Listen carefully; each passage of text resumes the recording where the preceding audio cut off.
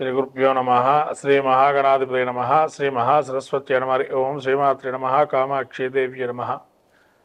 ప్రేక్షకులందరికీ కూడా శ్రీ విశ్వసునామ సంవత్సర ఉగాది శుభాకాంక్షలు తెలుపుతూ ఈ యొక్క విశ్వసునామ సంవత్సరంలో మనం అందరూ కూడా సుభిక్షంగా ఉండాలని, అలానే అందరూ కూడా సౌభాగ్యవంతులై సకలమైనటువంటి అష్టైశ్వర్యాలు కలగాలని శుభాశిస్సులతో ఆ యొక్క ఈశ్వరానుగ్రహం కలగాలందరికీ కూడా అని, ముఖ్యంగా మనము ఈ యొక్క ఉగాది అనే దానికి వస్తే గనక పూర్వం నుంచి మనకు బ్రహ్మగారు ఈ రోజున సృష్టిని మొదలుపెట్టారని చెప్పి ఈ ఉగాది పర్వాన్ని మనము ఓ పండగ వాతావరణం చేసుకొని, కొంతమంది పుణ్యకుంభాన్ని పెట్టుకొని అలా ఇష్టదేవతారాధన చేసుకొని ఉగాది పచ్చడి ఏదైతే ఉందో నింబకుసుమ భక్షణం అంటారు.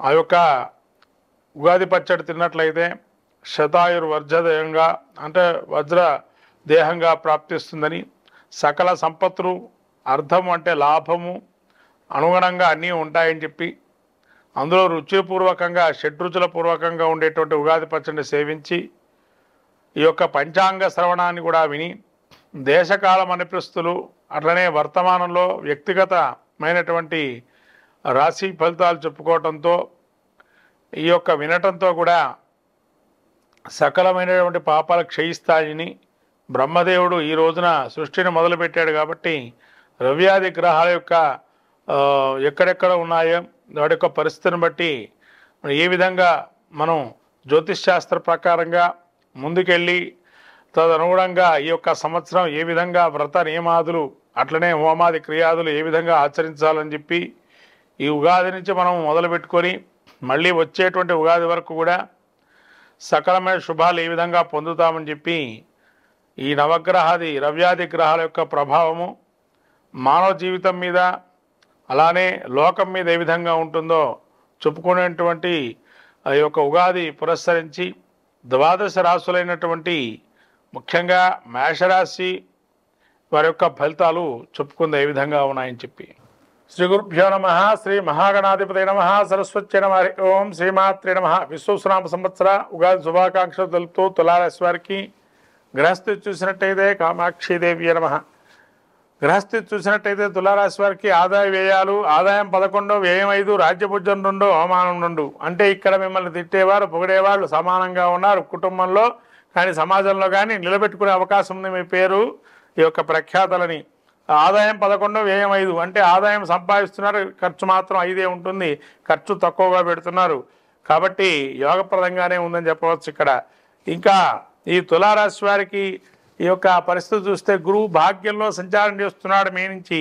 మన భాగ్యస్థాల గురు సంచారం వల్ల ఏమిటయ్యా ఫలితాలు అంటే మే నుంచి వీరికి అర్ధంచ శుక్ల ఆచారం, గృహలాభం, శుభోజనం, నిత్య స్త్రీజన సంపర్కం, నవమస్తే భవేత్ గురుడు 9వ స్థానంలో సంచారం చేయటం ధనలాభాలు గోచరిస్తున్నాయి. కులాచారంలో శ్రద్ధాభక్తి అంటే మీరు చేసుకునేటువంటి ఆచార వ్యవహారాల్లో శ్రద్ధగా ఉండటం, నియమాలు పాటించడం, తనుగుణంగా ఉండటం, గృహలాభాలు గృహంలో కూడా కొన్ని లాభాలు చెక్కుట్టడం, గృహోపకరణాలు కొనటం, మీరు మంచిని ప్రబోధన చేయడం, ధార్మిక గుణాలు అలవరుచుకోవడం, తీర్థక్షేత్ర సందర్శన చేయడం, భోజన సౌఖ్యము, స్త్రీ సౌఖ్యము అంటే భోజనం కూడా సమయానికి భోజనం చేయటం, అలానే అన్నిట్లో కూడా ఆనందంగా ఉండటం, నూతన పరిచయాలు ఏర్పడటం, గురువు యొక్క అనుగ్రహం అద్భుతంగా ఉంది తులారాశి వారికి 9వ స్థానంలో అని. కాబట్టి గురువు అనుగ్రహం సంపూర్ణంగా తులారాశి వారికి ఈ ఉగాది నుంచి ప్రబలి ఉన్నది. అలానే శని యొక్క చూస్తే గనక శని 6వ స్థానంలో ఉన్నారు. కాబట్టి ధనధాన్యాభివృద్ధంచ బద్ధ సంతోషవర్ధనం, శ్రీ సౌఖ్యం గృహ నిర్మాణం 6ే గతే శని. అయ్యా 6వ స్థానంలో శని సంచారం చేస్తున్న సమయంలో వీరికి ధనధాన్యాభివృద్ధి, బంధుమిత్ర సమాగమము, నూతన గృహ నిర్మాణము, అలానే స్త్రీ సౌఖ్యము, సంతోషము, శుభ ఫలితాలు విశేష యుగప్రదంగా ఉన్నాడు. 6వ స్థానం శనికి సంచారం అంటే పాపగ్రహం 6లో ఉండడం మంచిది కాబట్టి శని యోగప్రదంగా ఉన్నాడు. ఈ విధంగా ధనధాన్యాభివృద్ధి, నూతనమైనటువంటి కార్యక్రమాలు చేపట్టడం, గృహారంభ, గృహప్రవేశ, వివాది శుభ కార్యక్రమాలు జరగడం, స్త్రీ సౌఖ్యం, సంతోషం, అనేకమైనటువంటి సంతోషం కూడా కలిగే అవకాశం విశేష యోగప్రదంగా ఉంటున్నాడు. అంటే శని ఇప్పటివరకు వీళ్ళకి పంచమ స్థానంలో ఉండి ఇబ్బంది పెడుతూ దీర్ఘకాలిక సమస్యల నుంచి బయటపడే అవకాశం కూడా ఎక్కువగా ఉంది. ఒక పరిష్కార మార్గంగా చెప్పుకోవచ్చు.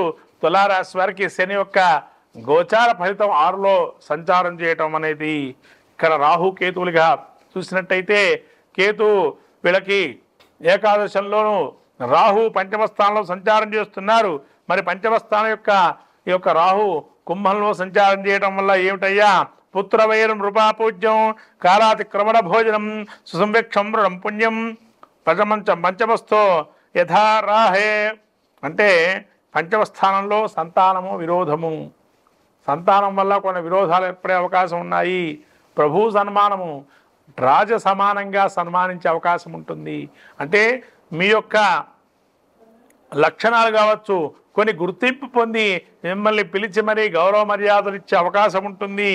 వేళ తక్కువ భోజనం, కొన్ని సమయాల్లో వేళ తప్పిన భోజనం వల్ల ఇబ్బందులు పడే అవకాశం ఉంటుంది, అనారోగ్యం వచ్చే అవకాశం ఉంది. అట్లానే ఈ యొక్క సంవీక్షం అంటే ఏదైనా కూడా మీ మీద దురదృష్టి ఏదైతే ఉందో శుభదృష్టిగా మారటం, ఎళ్ళవేళ మిమ్మల్ని పొగట్టం అనేది జరిగే అవకాశం ఉంటుంది.